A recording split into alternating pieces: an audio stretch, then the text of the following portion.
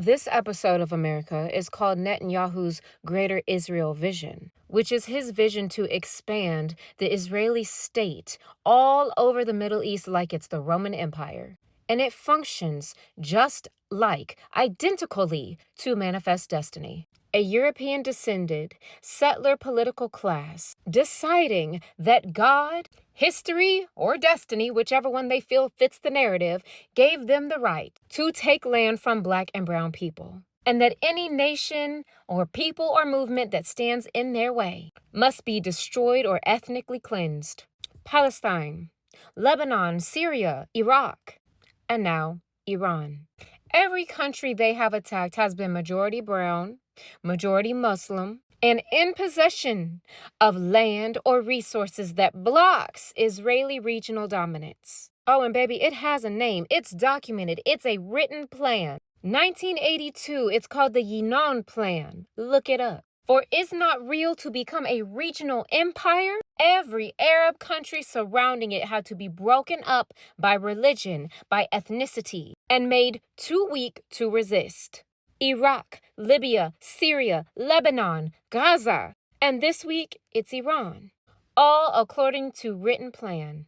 The same U.S. empire that propped up apartheid in South Africa while Is Not Real supplied the weaponry. The same U.S. empire that overthrew Patrice Lumumba, that bombed Vietnam. The same U.S. empire that built its wealth by enslaved Black labor is now the military arm of this project, of this vision of European Israeli supremacy.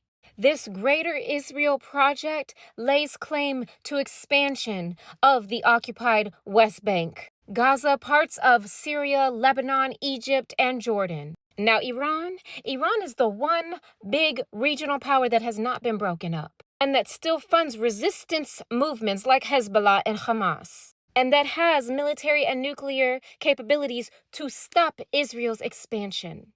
Netanyahu been pushing every U.S. president for decades to make this move, and Trump will be known as the president who caved. Because the clan of Yahweh worshippers believe that this all has to take place to bring about the second coming of Jesus, because they think they're all going to have everlasting life in heaven, a heaven that does not exist, especially not for them. A God they worship that was made up because men could not handle the fact that life came from woman. And the people paying the price with their lives, as always, are Black and brown people. People who just want the right to exist. I need you all to understand that the Israel-Palestine conflict is always framed as a religious argument, a religious conflict, but at its root, at its core, it is about racial hierarchy, and it always has been.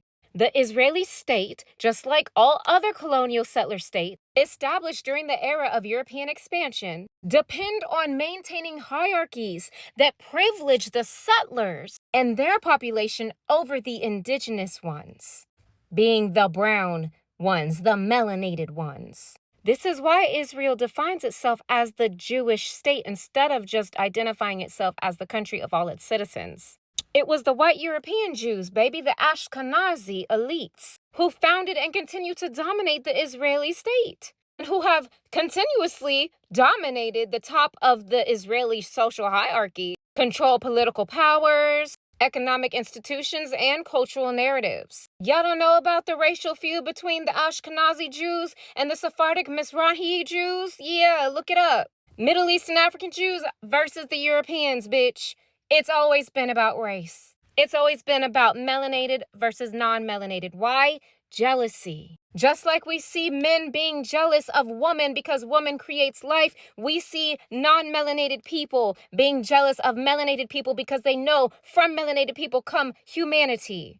Even within Is Not Real, brown Jews from Arab and African countries are treated lesser than by European Jews. That is racial hierarchy. That is white supremacy operating within Judaism.